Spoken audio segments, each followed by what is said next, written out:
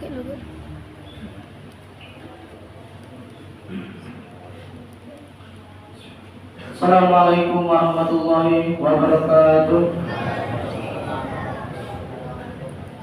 Ya ma'asyiral muslimin wa zumratal mu'minin rahimakumullah. Ya'lamu anna yawmal jum'ati sayyidul ayyam. Qala Rasulullah sallallahu alaihi wasallam, idza qulta li sahibika yawmal jum'ati ansit wal imamu yaktubu faqad laghawt wa man laghaw fala jum'ata lah ansitu la'allakum turhamun.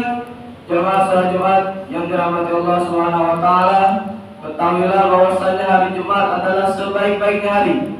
Sebentar lagi Khatib akan menaiki mimbar dan membacakan khutbahnya, sebagaimana hadis Rasulullah SAW yang artinya, apabila engkau berkata-kata, baik itu nasihat maupun teguran, di saat khatib sedang membacakan khutbahnya, maka pahala Jumatnya akan sia-sia. Maka dari itu hendaknya kita diam dan menyimak apa isi khutbah tersebut. Insyaallah Allah merahmati kita semua. Amin amin ya rabbal alamin.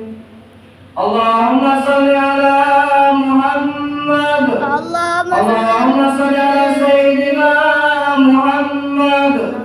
Allahumma salli ala Sayyidina Maulana Muhammad. Walhamdulillahi Rabbil Alamin. Allahumma qawil Islam minal muslimin wal muslimat wal mu'minin wal mu'minat al-ahya'i minhum wal amwat wansurna ala iqamatiddin. Rabbi ighfir lana minka bil khair wa ya khairan nasirin bi rahmatika ya arhamar rahimin. Assalamualaikum warahmatullahi wabarakatuh. Allahu akbar, Allahu akbar, Allahu akbar, Allahu akbar. Asyhadu an la ilaha illallah. Asyhadu an la ilaha illallah.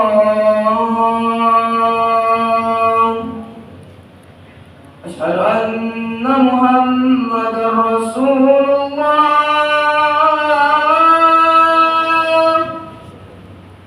Asyhadu anna Muhammadar Rasulullah.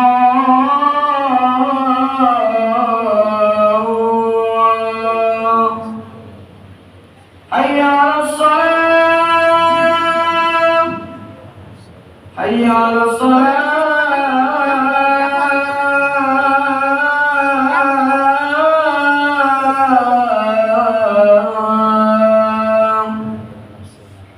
Hayya 'alal falah. Hayya 'alal falah.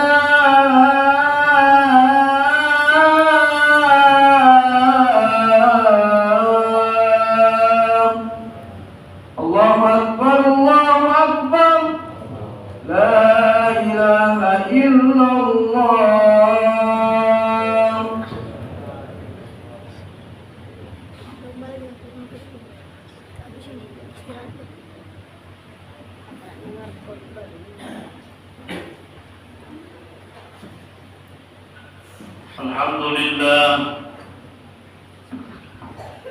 Alhamdulillahilladzi ja'ala ahaditsan nabiyil mustafa bil ihtida'i mislu duyur. Asyhadu an la ilaha illallah wahdahu la syarika lah. Wa asyhadu anna sayyidana Muhammadan abduhu wa rasuluh. Allahumma salli wa sallim ala sayyidina wa maulana Muhammadin wa ala alihi wa ashabihi wa dhurriyyatihi ajma'in. Amma ba'du, fa ya ibadallah, fa ya ayyuhal mu'takifun, fa ya ayyuhas sha'imun, usi bi nafsi awwalan wa iyyakum ittaqullah. Ittaqullah الله فقد فاز المتقون. Jemaah salat Jumat yang dirahmati oleh Allah Subhanahu wa taala. Mengawali khutbah pada kesempatan yang mulia ini di hari yang dimuliakan oleh Allah Sayyidul Ayyam, di bulan yang dimuliakan oleh Allah Sayyidul Syuhur. Khatib mengajak khususnya kepada diri sang penyampai sendiri dan umumnya kepada para jemaah Jumat. Marilah bersama-sama kita kembali meningkatkan kualitas iman dan takwa kepada Allah Subhanahu wa taala. Dengan definisi takwa yang selalu disampaikan oleh para khatib, menukil apa yang dituliskan oleh salah seorang ahli tafsir Imam Jalaluddin As-Suyuti, at-taqwa imtisalu awamirillah wa jtinabun nawahi. Takwa adalah menjalankan apa yang telah diperintahkan oleh Allah Subhanahu wa taala dan meninggalkan apa yang telah dilarang oleh Allah Subhanahu wa taala. Kedua kalinya salawat dan salam senantiasa tercurahkan hariban Sayyidina Maulana Muhammad sallallahu alaihi wasallam. Mudah-mudahan kita semuanya istiqamah mencintai, mengenal, mentauladani Sayyidina Maulana Muhammad sallallahu alaihi wasallam. Pada akhirnya kita semua mendapatkan syafaatul sughra wa syafaatul kubra di yaumil akhir. Amin ya rabbal alamin. Sebagaimana Rasul katakan dalam hadisnya, man ahabbani kana ma'i fil jannah. Siapa yang mencintaiku, sungguh dia akan duduk bersamaku di dalam jannah Allah Subhanahu wa taala. Jemaah Jumat yang dirahmati oleh Allah, pada kesempatan yang mulia ini tidak banyak yang ingin khatib sampaikan. Saya ingin mengutip satu ayat dalam Al-Quranul Karim yang mungkin kita semua selalu menutup doa-doa kita dengan doa yang sama. Rabbana atina fid dunya hasanah wa fil akhirati hasanah wa qina adzabannar. Ya Allah, ya Tuhan kami, datangkan kepada kami kebahagiaan di dunia dan datangkan kepada kami kebahagiaan di negeri akhirat, dan selamatkan kami dari api neraka. Doa yang begitu simpel dari Allah Subhanahu wa taala, tapi kemudian doa ini mengandung makna yang begitu luar biasa. Kita semua meminta kepada Allah as-sa'adah, kebahagiaan di dunia dan kebahagiaan di negeri akhirat. Jemaah Jumat yang dirahmati oleh Allah, lalu bagaimana Rasulullah sallallahu alaihi wasallam memberikan makna tentang bahagia? Saya ingin menukil satu analogi sederhana. Ada seorang petani di tengah-tengah ladangnya. Di tengah-tengah ladang itu selalu lewat kereta api yang selalu melintasi ladang tersebut. Maka kemudian setiap hari yang melaksanakan rutinitasnya sebagai petani, ia saksikan kereta mewah lewat setiap harinya, bergumam dalam hatinya. Kemudian ia mengatakan, alangkah bahagia kalau saya menjadi seorang pejabat, menjadi seorang yang punya uang. Saya bisa pergi kemana-mana untuk menikmati keindahan alam dunia. Tapi kemudian seorang petani itu tanpa sadar, di dalam gerbong kereta mewah tersebut ada seorang pejabat dengan jabatannya, dengan uangnya, dengan harta dan kedudukannya, menyaksikan seorang petani di tengah-tengah ladang tersebut. Ketika datang waktu siang, datanglah istri petani tersebut bersama anak kecilnya. Ia antarkan makanan, maka kemudian keluarga kecil petani tersebut makan bersama-sama di tengah ladangnya.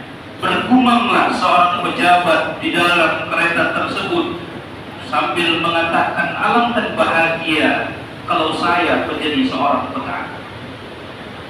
Jemaah-jemaah yang dirahmati oleh Allah, lantas apa makna analogi sederhana dari hal yang saya gambarkan tersebut? Sebenarnya bahagia di dalam konsep Rasulullah Sallallahu Alaihi Wasallam adalah ketika seorang hamba mampu mensyukuri nikmat yang Allah berikan kepada. Jangan kau bandingkan nikmat yang Allah berikan kepada engkau dengan nikmat yang Allah berikan kepada orang lain. Kalau Allah titipkan kepada kita mobil mewah, maka kemudian jangan membandingkan nikmat kepada orang yang punya pesawat. Maka dalam hadis Rasul dikatakan konsep bahagia itu adalah kalau urusan dunia lihat ke bawahmu, kalau urusan akhirat lihat ke atasmu. Kalau kita punya kereta, kalau kita punya motor, maka kemudian jangan melihat orang yang punya mobil. Supaya konsep hati kita mendatangkan syukur kepada Allah Subhanahu wa ta'ala, maka lihatlah orang yang masih berjalan kaki sampai hari ini tidak ada uangnya untuk membeli satu pun sepeda motor.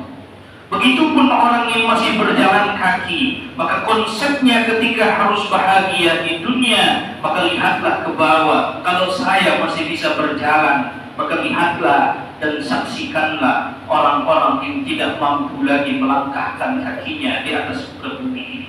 Ia lumpuh, terbaring di atas tempat tidur. Maka dengan konsep itu kata Rasulullah Sallallahu Alaihi Wasallam, kita akan menjadi orang yang bahagia di dunia, pada akhirnya mendatangkan ketentraman di hati, maka kemudian akan mendatangkan syukur kepada Allah Subhanahu wa ta'ala. Jemaah Jumat yang dirahmati oleh Allah Subhanahu wa ta'ala, maka Islam tidak melarang kita menjadi kaya, tapi tolong kekayaan itu untuk menolong agama Allah. Ada seorang sahabat Rasul namanya Utsman bin Affan. Beliau beli sumur di Madinatul Munawwarah, sampai hari ini sumur itu diwakafkan atas nama agama, dinikmati oleh kaum muslimin. Beliau beli kebun kurma berhektar-hektar, sampai hari ini kemudian kebun kurma itu diwakafkan atas nama negara. Ia berikan hak-hak fakir miskinnya. Bahkan ada hotel Utsman bin Affan di Madinatul Munawwarah yang dinikmati oleh kaum muslimin sebagai baitul mal negara atas nama Utsman bin Affan. Apa maknanya? Islam tidak melarang kita menjadi kaya, tapi kekayaan itu untuk menolong agama Allah Subhanahu wa ta'ala. Islam tidak melarang kita menjadi pejabat. Pada hakikatnya sahabat Nabi Sallallahu Alaihi Wasallam Ali karramallahu wajhah di umur yang masih muda 21 tahunan sudah menjadi jenderal perang Rasulullah Sallallahu Alaihi Wasallam, tapi kekuasaannya ia gunakan untuk menolong agama Allah Subhanahu wa ta'ala. Islam tidak melarang kita menjadi seorang yang pintar, tapi tolong kepintaran itu untuk menolong agama Allah Subhanahu wa ta'ala. Jangan sampai pintarnya untuk membodoh-bodohi orang lain, untuk membodoh-bodohi umat, tapi untuk mencerdaskan kehidupan umat Islam itu sendiri. Jangan sampai menjadi seperti Haman. Ia cerdas, tapi kemudian ia mati di atas seekor lalat masuk ke dalam tubuhnya. Jangan sampai kemudian kita menjadi kaya, tapi kekayaan kita seperti Qarun yang kemudian ditenggelamkan oleh Allah di dalam tanah. Bahkan dalam riwayat saking Qarun itu kayanya, untuk membawa kunci gembok harta Qarun itu, dalam riwayat butuh 7 ekor unta. Saking kayanya Qarun di hadapan Allah Subhanahu wa ta'ala. Tapi kekayaan Qarun kemudian tidak mampu menolongnya untuk dekat dengan Allah Subhanahu wa ta'ala. Jangan sampai pangkat dan jabatan kemudian menenggelamkan kita seperti Fir'aun laknatullah, yang kemudian karena pangkat dan jabatannya ia tenggelam di dalam dasar laut merah. Dia angkat tangannya kemudian berseru amantu bi rabbi Musa wa Harun. Di tengah-tengah laut itu kemudian ia mengakui, wahai Tuhanku, wahai Allah, aku bersaksi, aku beriman kepada Tuhannya Nabi Musa dan Tuhannya Nabi Harun. Tapi kemudian nyawanya telah berada di tenggorokan, maka taubatnya Fir'aun tidak pernah diterima oleh Allah Subhanahu wa Ta'ala. Jemaah Jumat yang dirahmati oleh Allah, maka konsep sa'adah, konsep bahagia yang ditawarkan oleh Rasulullah, pertama garis bawahnya, syukuri apa yang Allah berikan kepada kita. Kalau kita adalah pedagang, bersyukurlah karena itu adalah karunia Allah. Kalau kita adalah guru, bersyukurlah karena itu adalah karunia Allah. Kalau kita adalah pejabat, bersyukurlah karena itu adalah karunia Allah. Kalau kita adalah orang kaya, bersyukurlah karena itu adalah karunia Allah Subhanahu wa Ta'ala. Sehingga dengan rasa syukur itulah mendekatkan diri kita kepada Allah Subhanahu wa Ta'ala. Lalu yang kedua kata Rasulullah, kebahagiaan hakiki sebenarnya adalah Allahumma ja'al akhira kalamina inda intihai ajalina la ilaha illallah Muhammadur Rasulullah. Kebahagiaan hakiki di sisi Allah dan Rasulnya adalah ketika nanti ruh dan jasad kita telah terengah-engah, ruh dan jasad kita akan berpisah, maka kemudian yang terucap dari lisan yang penuh dosa dan maksiat ini adalah kalimatul haq, la ilaha illallah Muhammadur Rasulullah. Kita tutup usia kita tutup pulang kita kepada Allah dengan baik, dengan kalimat yang maha tinggi, kalimat yang maha suci. Tidak ada Tuhan terkecuali Allah, dan Muhammad adalah utusan Allah Subhanahu wa Ta'ala. Apa maknanya? Kita menghadap Allah dalam keadaan baik, dalam keadaan husnul khatimah, sebagaimana doa tadi yang selalu diajarkan oleh Nabi sallallahu alaihi wasallam. Ya Allah, jadikan akhir kalam kami ketika ruh dan jasad kami akan berpisah, kalimat yang keluar dari lisan yang penuh dosa dan maksiat ini adalah kalimatul haq, la ilaha illallah Muhammadur Rasulullah. Kenapa kemudian kebahagiaan hakiki sebenarnya adalah husnul khatimah di hadapan Allah Subhanahu wa Ta'ala, meninggal dalam keadaan baik? Maka kata para ulama, ketahuilah rasanya sakaratul maut itu sungguh begitu luar biasa. Maka dalam salah satu kitab dikatakan, di zaman Nabi Isa alaihi salatu wasallam, ketika Isa ditanya, "Hei Isa, mampukah engkau menghidupkan orang yang telah mati?" Maka Isa menyanggupi hal tersebut. Ia hidupkan, namanya Sam bin Nuh. Ditanya Sam bin Nuh, ya Sam bin Nuh, mundu kam sana anta bayyit. Wahai Sam bin Nuh, kira-kira berapa tahun engkau telah meninggal dunia? Maka kata Sam bin Nuh, mundu ana bayyitun arba'ati ala fi sanawat. Saya meninggal dunia kira-kira 4.000 tahun yang lalu. Tapi kata Sam bin Nuh, wahai Nabi Isa, sungguh meskipun saya telah meninggal 4.000 tahun yang lalu, rasa sakitnya berpisah ruh dan jasad, sakaratul maut itu masih sangat terasa, seakan-akan kematian baru terjadi kemarin sore.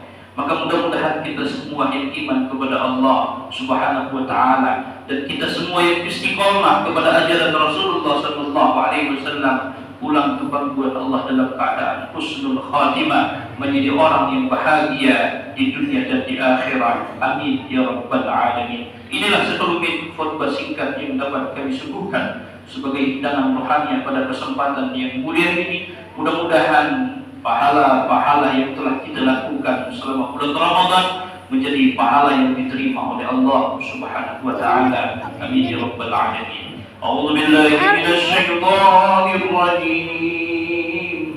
بسم الله الرحمن الرحيم. والعصر إن الإنسان لفي خسر إلا الذين آمنوا وعملوا الصالحات وتواصوا بالحق وتواصوا بالصبر. بارك الله لي ولكم بالقرآن العظيم ونفعني وإياكم من الآيات والذكر الحكيم، وتقبل مني ومنكم تلاوته إنه هو السميع العليم. أقول قولي هذا فاستغفروا إنه هو الغفور الرحيم. اللهم صل على سيدنا محمد وعلى آل سيدنا محمد واجعلنا من عيال شفاعته برحمتك يا أرحم الراحمين.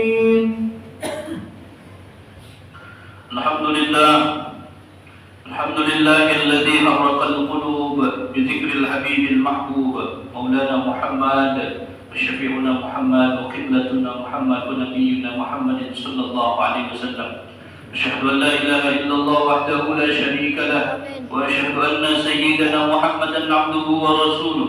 اللهم صل وسلم على سيدنا ومولانا محمد وعلى آله وأصحابه وذرياته أجمعين. أما بعد فيا عباد الله، فيا أيها المهتدون، أوصي بنفسي أولا وإياكم اتقوا الله اتقوا الله حق تقاته ولا تموتن إلا وأنتم مسلمون. وقال تعالى في القرآن الكريم: إن الله وملائكته يصلون على النبي يا أيها الذين آمنوا صلوا عليه وسلموا تسليما. اللهم صل وسلم على سيدنا ومولانا محمد وعلى آله وأصحابه وذرياته أجمعين. اللهم اغفر للمسلمين والمسلمات والمؤمنين والمؤمنات الأحياء منهم والأموات إنك سميع قريب مجيب الدعوات ويا قاضي الحاجات. اللهم أحينا على الإسلام والسنة وتوفنا على الإيمان والتوبة. اللهم اجعل آخر كلامنا عند انتهاء آجلنا لا إله إلا الله محمد رسول الله. ربنا آتنا في الدنيا حسنة وفي الآخرة حسنة وقنا عذاب النار والحمد لله رب العالمين. عباد الله، إن الله يأمر بالعدل والإحسان وإيتاء ذي القربى وينهى عن الفحشاء والمنكر والبغي يعظكم لعلكم تذكرون. فاذكروا الله العظيم ولذكر الله أكبر والله يعلم ما تصنعون. قم الصلاة.